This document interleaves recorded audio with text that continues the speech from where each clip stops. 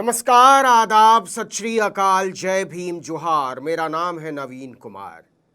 अपने जुझारू बेटे से मिलकर आने के बाद उमर खालिद की मां ने लिखा, जेल से लौटते वक्त मेरा सिर ऊंचा था।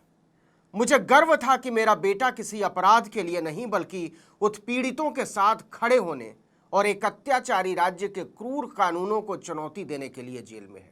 उसने हमारे पूर्वजों की विरासत को पुनर्जीवित किया है, जिन्होंने ब्रिटिश औपनिवेशिक कानूनों को चुनौती दी, जेल का सामना किया, लेकिन कभी झुके नहीं। और यहां मुझे मदर की याद आती है। आप पूछेंगे कौन मदर?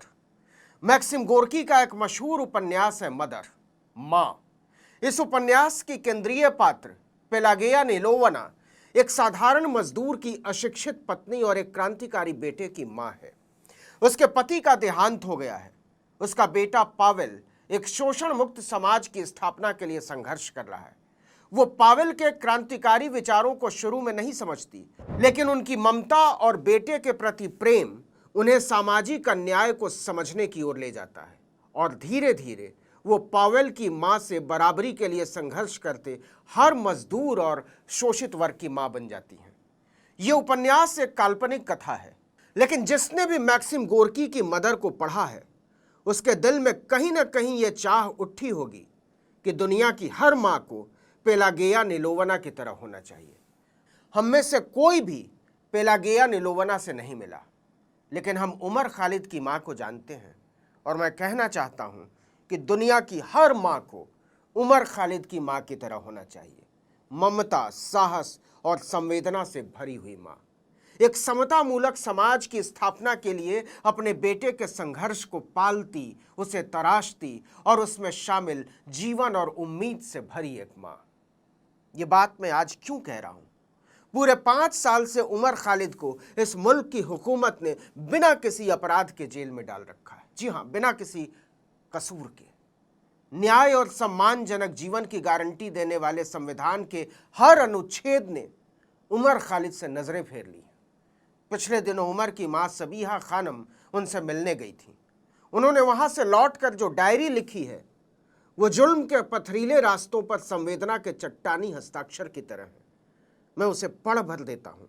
आपका दिल करे तो सुन लीजिए और समझने की कोशिश कीजिए कि जिसका बेकसूर बेटा 5 साल से दिल्ली की तिहाड़ जेल में बंद है, उस मोड़ पर खुद को कैसे समेट पाती है जहां टूट कर बिखर जाने के हजारों कारण मौजूद हैं। सुनिए, 8 जुलाई 2025 जेल में अपने बेटे उमर खालिद से मिलने से मेरी रूह को नई ताकत मिली और मेरा संकल्प और मजबूत हुआ। पिछले 2 हफ्तों से उमर के साथ कोई वीडियो कॉल नहीं हो पाई थी। मुझे पता चला कि तकनीकी खराबी के कारण वर्चुअल मुलाकातें संभव नहीं थीं। एक अजीब सी बेचैनी मेरे दिल में घर कर गई थी, क्योंकि यह आधा अधूरा मिलना ही एकमात्र रास्ता था और अब वो भी छिन गया था। मेरा दिल भारी था और आंसुओं का सैलाब रुकने का नाम नहीं ले रहा था।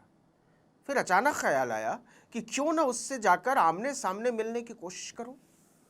उमर की मां आगे लिखती हैं कि जब मैंने अपने पति से पूछा तो उन्होंने एक ज़रूरी काम का हवाला देकर साथ न चल पाने के लिए माफ़ी मांगी, लेकिन मैंने हिम्मत नहीं हारी और अकेले जेल जाने का फैसला किया। मेरी उम्र में जेल में व्यक्तिगत रूप से जाना एक कठिन और थकाऊ प्रक्रिया है, फिर भी मैंने ठाना। आज कई महीनों बाद मैं अपने बेटे से व्यक्तिगत रूप से मिलने जा रही थी, आमने सामने। मेरे दिल में एक अनोखा उत्साह और भावनाएं उमड़ने लगी। हालांकि इसे व्यक्तिगत मुलाकात कहा जाता है, फिर भी ये एक अजीब मुलाकात है। 2 परतों वाला शीशा हमारे बीच था। एक तरफ हम खड़े होते हैं और दूसरी तरफ उमर। हम एक दूसरे को छू नहीं सकते, ना ही साफ देख सकते हैं। शीशे के पार उसका चेहरा बड़ा धुंधला नजर आता है। हम इंटरकॉम के जरिए बात करते हैं। शुक्रवार सुबह 9 बजे मैं घर से निकली। तिहाड़ जेल जामिया नगर से काफ़ी दूर है और रास्ता हमेशा व्यस्त रहता है। वहाँ पहुँचने में करीब 1 घंटा लगा। मैं उमर के लिए चमड़े की चप्पलें ले गई थी, लेकिन चेकिंग काउंटर पर किसी भी जूते चप्पल को अंदर ले जाने की अनुमति नहीं मिली। मैंने उसकी ज़रूरत बताते हुए गुहार लगाई, लेकिन उन्होंने कुछ नहीं सुना और मुझे चप्पलें बाहर छोड़नी पड़ी। अंदर अपने प्रियजनों से मिलने के लिए लोगों की लंबी कतारें थीं, पुरुष, महिलाएं और बच्चे। ऐसा लग रहा था कि आज सामान्य से ज्यादा लोग थे। मैं भी एक कतार में शामिल हो गई और अपनी बारी का इंतजार करने लगी। मेरे पीछे दो महिलाएं अपने रिश्तेदारों के बारे में बात कर रही थीं। एक ने कहा कि उसका बेटा पिछले 1 साल से बलात्कार के मामले में जेल में है। दूसरी ने बताया कि उसका देवर 8 महीने से उसी आरोप में बंद है। मैं चुपचाप सुनती रही। मैं सोचने लगी, उन्हें कैसे समझाऊं कि मेरा प्यारा बेटा बिना कोई अपराध किए 5 साल से जेल की जिल्लत सह रहा है। मेरे ख्याल भटकने लगे। मुझे याद आया कि उमर को 2 बार 7-7 दिन के लिए अपनी बहन और चचेरे भाई की शादी में शामिल होने के लिए पैरोल मिली थी। वो 7 दिन जो खुशी, परिवार और दोस्तों से भरे थे, पलक झपकते बीत गए। इन यादों में खोए हुए करीब 1 घंटे बाद मेरी बारी आई और मुझे अंदर जाने के लिए स्लिप मिल गई। लेकिन आगे बढ़ने से पहले मुझे उमर के मासिक खर्चे के लिए पैसे जमा करने के लिए एक दूसरी और भी लंबी कतार में खड़ा होना पड़ा। मैंने उमर से बात करने से ज़्यादा समय कतारों में बिताया। आखिरकार ये काम भी पूरा हुआ और मैं मुलाकातियों के लिए तय परिसर में जाने के लिए कतार में खड़ी हो गई। सबसे पहले मेरे जूतों को एक्सरे मशीन से गुजरना पड़ा, फिर मुझे शारीरिक जांच से गुजरना पड़ा। इन औपचारिकताओं के बाद मैं गेट से अंदर गई। वहां से मुलाकात स्थल जेल नंबर 2 तक पहुंचने में 15 मिनट की पैदल दूरी थी। सबीहा खानम लिखती हैं, अंदर पहुंचने पर एक महिला कर्मचारी ने मेरी स्लिप ली और मुझे गर्मजोशी से देखा। अरे, तो आप उमर की मां हैं? मैंने उनके दोस्तों को आते देखा है, लेकिन आपसे पहली बार मिल रही हूं, उसने कोमलता से कहा। उसने मुझसे रजिस्टर में अंगूठे का निशान लगवाया और वेटिंग रूम की तरफ ले जाते हुए सम्मानजनक लहजे में कहा, जब उमर आएंगे हम आपको बुलाएंगे। मैंने उसकी आंखों में उमर के लिए गहरा सम्मान देखा। मैंने सोचा कि यह उमर के प्यारे व्यवहार और नैतिक चरित्र के कारण होगा। जेल में चाहे कैदी हो या कर्मचारी, आमतौर पर केवल गालियां और कठोर शब्द ही सुनाई देते हैं। ऐसे माहौल में अच्छा व्यवहार वाला कैदी एक स्थायी छाप छोड़ता है। और उमर अपनी निजी जिंदगी में भी अपनी विनम्रता और दोस्ताना स्वभाव के लिए जाना जाता है। वो शायद ही कभी गुस्सा होता है। मुझे एहसास हुआ कि भले ही उसे जेल में कुछ और हासिल हुआ हो या न हुआ हो, उसने निश्चित रूप से सम्मान कमाया है। अब तक जेल के अंदर हर कोई अच्छी तरह जान गया है कि उमर निर्दोष है और वो राज्य के उत्पीड़न का शिकार है। उमर की मां लिखती हैं, प्रतीक्षा क्षेत्र में पक्षियों की चहचहाहट बहुत प्यारी लग रही थी। शहरी जीवन में हम प्रकृति के इन सूक्ष्म उपहारों से कितने वंचित हैं। ऐसा लग रहा था मानो जेल की दीवारों के भीतर स्वतंत्र रूप से उड़ने वाले पक्षी घोषणा कर रहे हों, हम यहाँ भी आज़ाद हैं। मैंने सोचा कि दीवार के एक तरफ हम खुद को आज़ाद कहते हैं, जबकि दूसरी तरफ उमर और अनगिनत अन्य लोग असहाय कैद में रहते हैं। उमर जैसे व्यक्ति के लिए, जो हमेशा विश्वविद्यालय के अंदर और बाहर विभिन्न गतिविधियों में व्यस्त रहता था, जो जंतर मंतर पर अपनी आवाज़ बुलंद करता था और न्याय के लिए देश भर में यात्राएं करता था, ये कैद बेहद कठिन और इम्तिहान लेने वाली है। और ये 1-2 दिन की बात नहीं है, 5 लंबे साल गुजर गए हैं।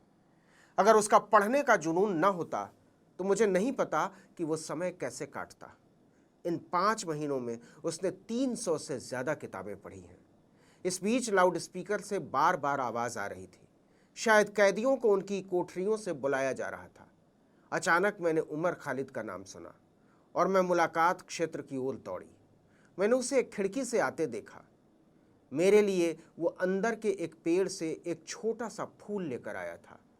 वो साधारण सा फूल मेरे लिए सबसे कीमती उपहार से भी ज़्यादा मूल्यवान था।